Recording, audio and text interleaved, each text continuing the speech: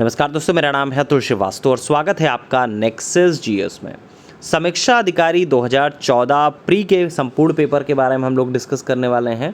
इस पेपर में जितनी भी ऐसी चीज़ें रही हैं जो आज के एग्ज़ामिनेशन में, मतलब जो आगामी एग्ज़ामिनेशन हो सकता है 2023 में, उन सारे एग्ज़ामिनेशंस में क्या क्या चीज़ें पूछी जा सकती हैं और क्या रेलेवेंट है आज के एग्ज़ामिनेशन के लिए, उन सारी चीज़ों पे हम लोग डिस्कस करेंगे। तो समीक्षा अधिकारी 2014 में जो क्वेश्चंस पूछे गए थे और आज भी वो रिलेवेंट हैं, उन सारी चीज़ों के बारे में हम लोग डिस्कस करेंगे। चलिए, गोपद ब्राह्मण से शुरुआत करते हैं। तो गोपद ब्राह्मण जो है वो आपका अथर्ववेद से रिलेटेड है। नयनार के बारे में बात करें तो नयनार जो थे वो आपका शैव धर्मानुयायी थे। वल्लभी विश्वविद्यालय के बारे में बात करें तो वल्लभी विश्वविद्यालय जो है गुजरात में स्थित है। कार्ले के बारे में बात करें तो हीनयान अवस्था का विशालतम एवं सर्वाधिक विकसित जो शैलकृत चैत्यगृह स्थित है वो आपका कार्ले में स्थित है और कार्ले जो है वो आपका महाराष्ट्र में स्थित है। नेक्स्ट है सप्तपर्णी गुफा के बारे में बात करें तो सप्तपर्णी गुफा राजगृह में स्थित है। प्रथम बौद्ध संगीति अजातशत्रु के शासनकाल में राजगृह जो कि बिहार में है, यहाँ पर स्थित सप्तपर्णी गुफा में करीब 483 ईसा पूर्व में संपन्न हुई थी। इसकी अध्यक्षता जो की थी महाकश्यप ने की थी और इस संगीति में बुद्ध के उपदेशों को दो पिटकों विनय पिटक और सुप्त पिटक में विभाजित किया गया था। नेक्स्ट है द्वार समुद्रम के बारे में बात करें तो द्वार समुद्र किस राजवंश की राजधानी थी, तो होयसल की राजधानी थी।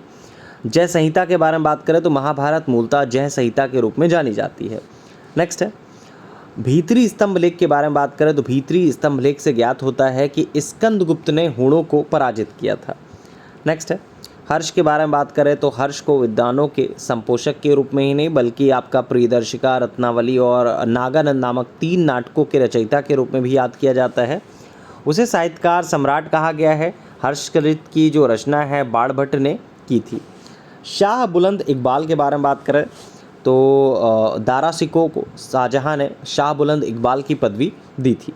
रोलेक्ट एक्ट के बारे में बात करें तो लॉर्ड चेम्सफोर्ड का टाइम पीरियड था 1916 से 1921। इसके मध्य भारत के वाइसराय रहे थे और इसी के कार्यकाल में 1919 में रोलेक्ट एक्ट जो है वो पारित हुआ था।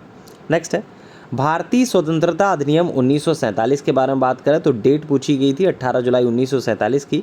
ब्रिटिश संसद द्वारा 18 जुलाई 1947 को भारतीय स्वतंत्रता अधिनियम पारित किया गया, जिसमें भारत और पाकिस्तान की स्थापना के लिए 15 अगस्त 1947 की जो तिथि है वो निश्चित की गई थी। नेक्स्ट है ब्रिटिश वस्तुओं के बहिष्कार को राष्ट्रीय नीति के रूप में कब अपनाया गया था। ये 1905 की बात है जब बंगाल विभाजन हुआ था।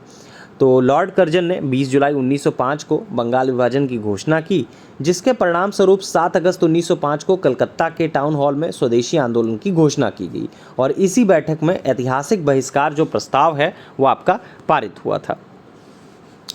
नेक्स्ट है फूट डालो और राज करो। इसकी जो नीति अपनाई थी वो आपका लॉर्ड मिंटो ने अपनाई थी, लॉर्ड कर्जन ने अपनाई थी, 2 लोगों ने इसको अपनाई थी।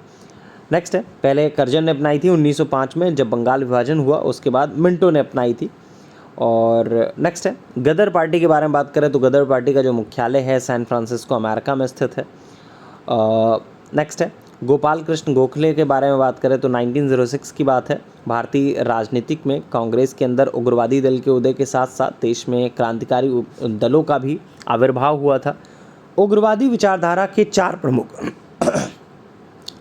प्रमुख नेता थे, बाल गंगाधर तिलक साहब, लाला लाजपत राय साहब, विपिन चंद्रपाल साहब और अरविंद घोष जी। पूछा जाता है कि कौन इसमें शामिल नहीं था या कौन नहीं था या कौन शामिल था, इस टाइप से क्वेश्चन पूछ लिया जाता है।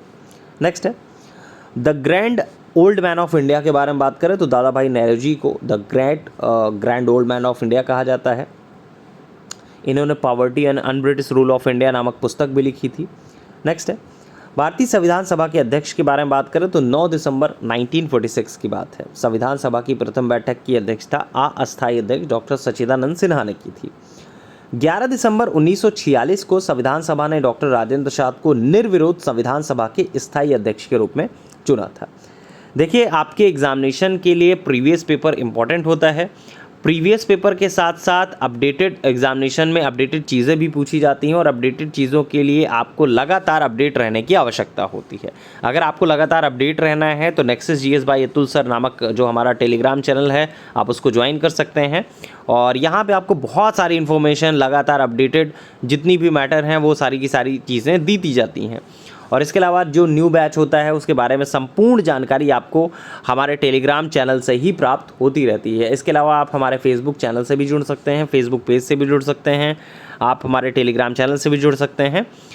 और नेक्सस जीएस जो है ऑडियो क्लासेस के फॉर्मेट में काम करती है। 2015 से लगातार ये कोचिंग चल रही है और बैक टू बैक हर एक वर्ष लगातार सिलेक्शन होते रहे हैं। तो नेक्स्ट बैच की सारी डिटेल्स इस वीडियो के डिस्क्रिप्शन बॉक्स में आपको मिल जाएगा।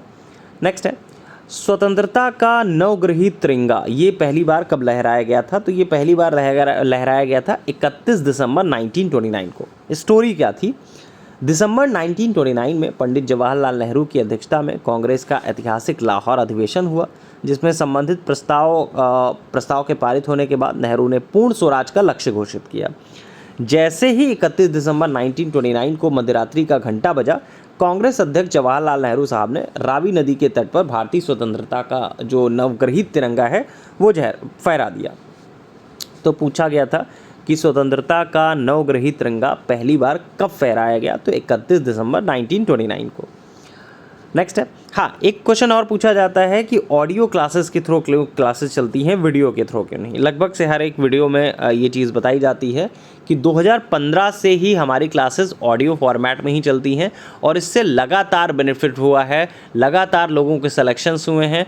और ऑडियो और वीडियो में ऑडियो बहुत ज़्यादा बेनिफिट होता है, जब आप पढ़ेंगे तो आपको चीज़ें समझ में आएंगी कि वीडियो देखने से बेहतर होता है कि चीज़ें हम लगातार सुन रहे हैं और इस चीज़ को सुन के हमको लिखना पड़ता है। ठीक है, वीडियो में आप किसी को देखने से बेटर है कि आप चीज़ों को सुन रहे हैं और लगातार उस चीज़ को पढ़ रहे हैं और लगातार सुन रहे हैं। जब तक जितना ज़्यादा आप सुनते जाएंगे उतना ज़्यादा जल्दी जो है चीज़ें तैयार होती जाएंगी।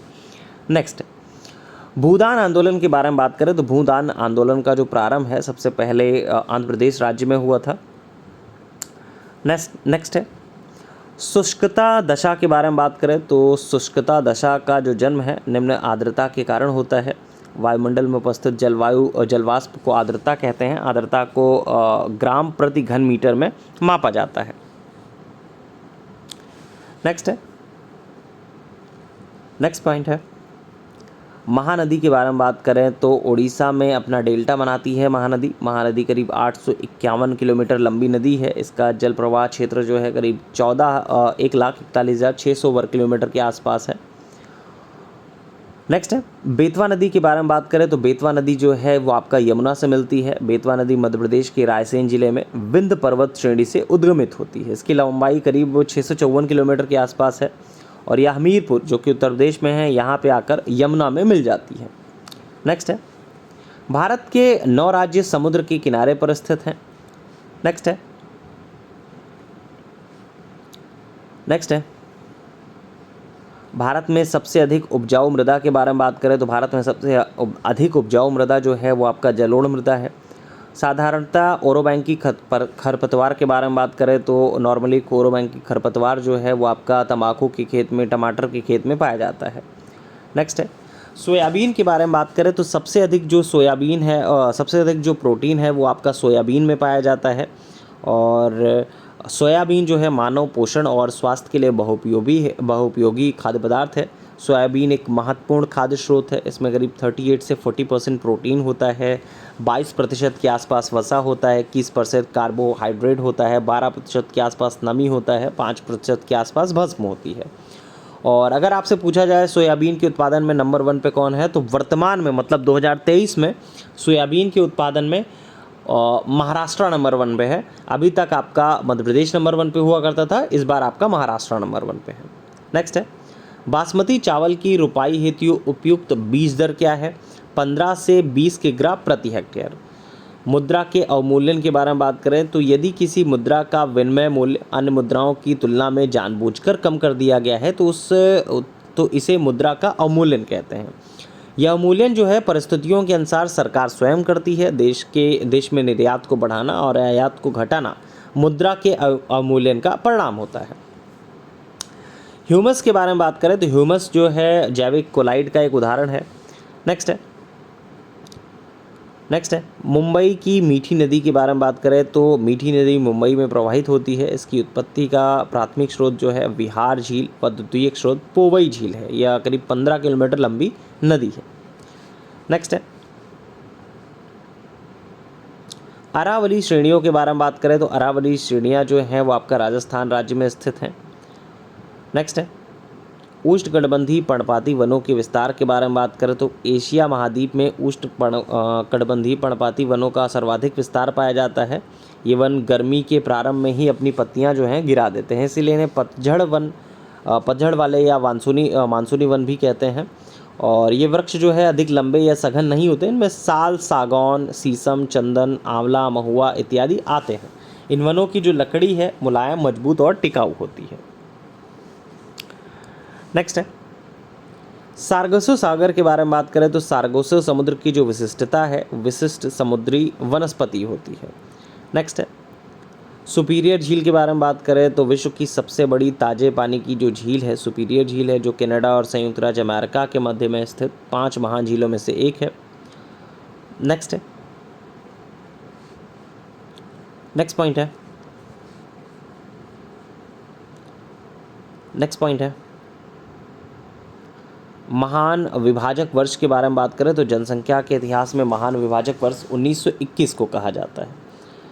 नेक्स्ट है भारत में प्रभावित साक्षरता दर की गणना के बारे में बात करें तो 7 वर्ष की उम्र के ऊपर जनसंख्या से भारत में जो प्रभावित साक्षरता दर की गणना है वो 7 वर्ष की उम्र के ऊपर जनसंख्या से ली जाती है। वर्तमान में आपका बोल सकते हैं कि सर्वाधिक साक्षर राज्य जो है वो केरला है, और सर्वाधिक ग्रामीण क्षेत्र में अगर सर्वाधिक साक्षर जनसंख्या के बारे में बात करें तो उत्तर प्रदेश की है। नेक्स्ट है भारतीय संविधान में समानता के अधिकार के बारे में बात करें तो भारतीय संविधान में समता का अधिकार आर्टिकल 14 से 18 में है। आर्टिकल 14 में विधि की समक्ष समता के बारे में है। आर्टिकल 15 में धर्म, मूल वंश, जाति, लिंग और जन्म स्थान के आधार पर विभेद के बारे में प्रतिषेध है।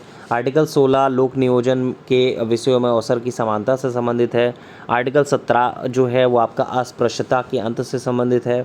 आर्टिकल 18 जो है उपाधियों के अंत से संबंधित है।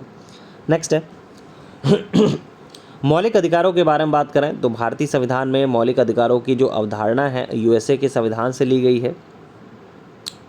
नेक्स्ट है 42वें संविधान संशोधन द्वारा जोड़े गए राज्य के नीति निदेशक सिद्धांतों के बारे में बात करें तो सामान्य न्याय तथा निःशुल्क कानूनी सहाय ये आपका इसी में आता है आर्टिकल 39 में। नेक्स्ट है सरकारिया आयोग के बारे में बात करें तो केंद्र तथा राज्य संबंधों पर विचार करने के लिए 1983 में न्यायमूर्ति रणजीत सिंह सकारिया की अध्यक्षता में 3 सदस्यीय समिति का गठन किया गया। इस समिति के जो अन्य सदस्य थे उनमें शिवरामन SR सेन थे। इस समिति ने 1988 में अपनी रिपोर्ट जो है केंद्र सरकार को सौंपी थी। तो पूछा जाता है कि किनके बीच संबंधों की पुनरीक्षा के लिए सरकारी आयोग का गठन किया गया था, तो केंद्र और राज्य के लिए।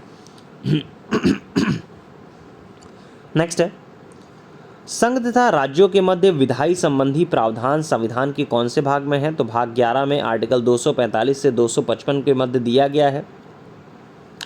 नेक्स्ट है अगर कहा जाए या फिर पूछा भी गया था कि यदि भारत के राष्ट्रपति और उपराष्ट्रपति दोनों त्यागपत्र दे सकते हैं तो ऐसी स्थिति में राष्ट्रपति के रूप में कार्य में कौन करेगा, तो सर्वोच्च न्यायालय के मुख्य न्यायाधीश करेंगे। एक बार ऐसा हुआ भी था 1969 में, जब मुख्य न्यायाधीश साहब ने राष्ट्रपति जी का कार्यभार संभाला था। न्यायिक सक्रियता के बारे में बात करें तो भारत में न्यायिक सक्रियता जो है वो आपका जनहित याचिका से संबंधित है। नेक्स्ट पॉइंट है मालेगाम समिति के बारे में बात करें तो 2011 में सूक्ष्म और वित्त संस्थाएं जो है माइक्रो फाइनेंस इंस्टीट्यूशन, ये मालेगाम समिति की सिफारिश पर स्थापित किए गए थे। शैडो बैंकिंग के बारे में बात करें, एग्जैक्टली होती क्या है? शैडो बैंकिंग मतलब प्रतिछाया बैंकिंग। एग्जैक्टली क्या है? ये एक गैर बैंकिंग वित्तीय संस्थाएं होती हैं, इनके द्वारा वित्तीय तथा अन्य गतिविधियों को संपन्न कराया जाता है। नेक्स्ट है नेक्स्ट है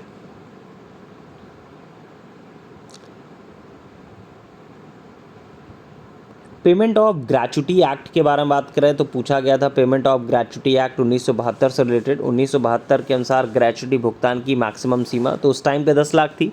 वर्तमान में जो सीमा है वो आपका 20 लाख हो चुकी है। नेक्स्ट है नेक्स्ट पॉइंट है लाल स्याही के बारे में बात करें तो लाल स्याही जो है वो आपका ईओसिन से बनाई जाती है। भोपाल गैस त्रासदी के बारे में बात करें तो भोपाल गैस त्रासदी 1984 में हुआ था, 2 से 3 दिसंबर को। मिथाइल आइसोसाइनाइड नामक गैस के फैलने से हुआ था। नेक्स्ट है सोडियम थायोसल्फेट के बारे में बात करें तो सोडियम थायोसल्फेट नामक रसायन का प्रयोग फोटोग्राफी में नेगेटिव और पॉजिटिव के स्थायीकरण में होता है। इनका उपयोग सोने व चांदी के निष्कर्षण में भी किया जाता है। पूछा जाता है कि फोटोग्राफी में स्थिर करने के रूप में प्रयुक्त होने वाला जो रासायनिक पदार्थ है वो कौन सा है? तो सोडियम थायोसल्फेट है। नेक्स्ट है समुद्री नमक के बारे में बात करें तो समुद्री नमक नामक लवण को प्रतिदिन खाद्य नमक के रूप में प्रयोग नहीं करना चाहिए।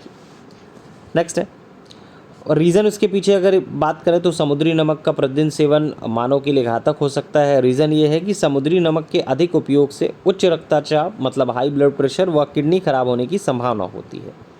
नेक्स्ट है प्राकृतिक कपूर के बारे में बात करें तो चीन तथा जापान के देशज वृक्ष से जो प्राकृतिक कपूर है वो प्राप्त होता है। विटामिन के बारे में बात करें तो विटामिन जो है सहायक आहार कारक कहा जाता है।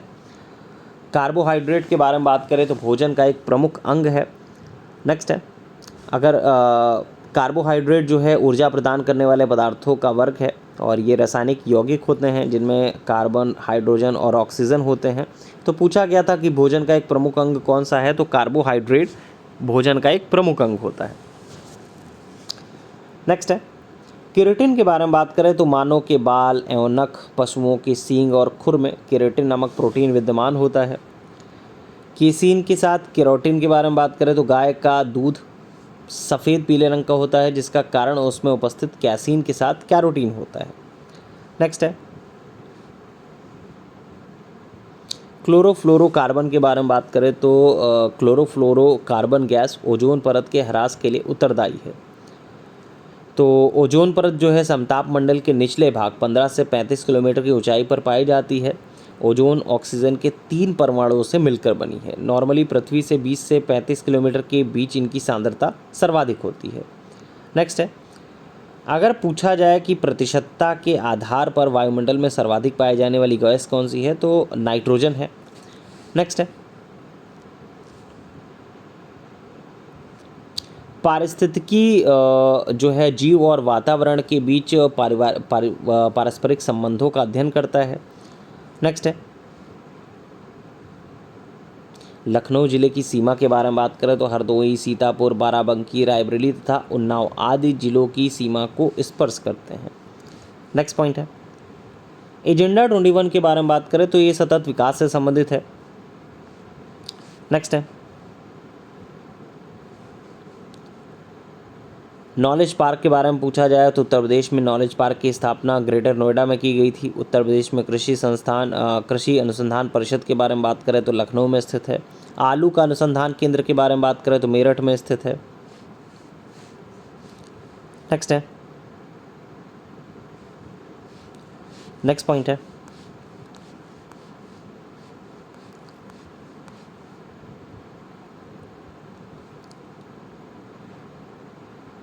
टाइलर पुरस्कार के बारे में बात करें तो प्रतिष्ठित टाइलर पुरस्कार पर्यावरण सुरक्षा के क्षेत्र में दिया जाता है।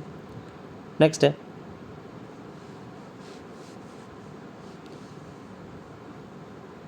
नेक्स्ट पॉइंट है लोहो के बारे में बात करें तो मेघालय की जयंतिया जनजाति में प्रचलित लोक नृत्य लोहो या लाहो बागला भी मेघालय का एक लोक नृत्य है। तो पूछा जाता है कि लोहो कहाँ का लोक नृत्य है? तो मेघालय का लोक नृत्य है।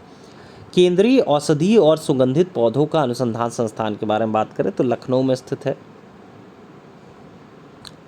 नेक्स्ट है इनकम टैक्स के बारे में बात करें तो भारत में जेम्स विल्सन द्वारा आमदनी कर पर टैक्स लगाना शुरू किए गए थे, मतलब इनकम टैक्स स्टार्ट किया गया था 1860 में। नेक्स्ट है मीठी वर्दी के बारे में बात करें तो मीठी वर्दी परमाणु ऊर्जा संयंत्र यूएसए के सहयोग से स्थापित की गई थी। तो ये रहा आपका, बोल सकते हैं कि 2014 का जो प्रीलिम्स का पेपर हुआ था उसमें जितने भी प्रश्न आपके एग्जामिनेशन में आज भी पूछे जा सकते हैं वो सारे के सारे आपका इसी वीडियो में करा दिए गए हैं, और इसके सारे जो आंसर्स हैं वो आयोग ने जो उत्तर दिए हैं वो सारे के सारे वही उत्तर हैं। आप इस वीडियो को 2 से 3 बार देखेंगे तो आपका ये पेपर तैयार हो जाएगा। तो जैसे मैंने पहले भी आपको बताया कि इस एग्ज़ामिनेशन को क्लियर करने का या फिर किसी भी एग्ज़ामिनेशन को क्लियर करने के लिए आपको उसके प्रीवियस ईयर के बारे में जानकारी होनी चाहिए कि किस प्रकार से प्रश्न पूछे जाते रहे हैं, और फिर उसी आधार पर आप आगामी तैयारी कर सकते हैं कि आगामी किस तरह के प्रश्न पूछे जा सकते हैं। चलिए, थैंक यू सो मच।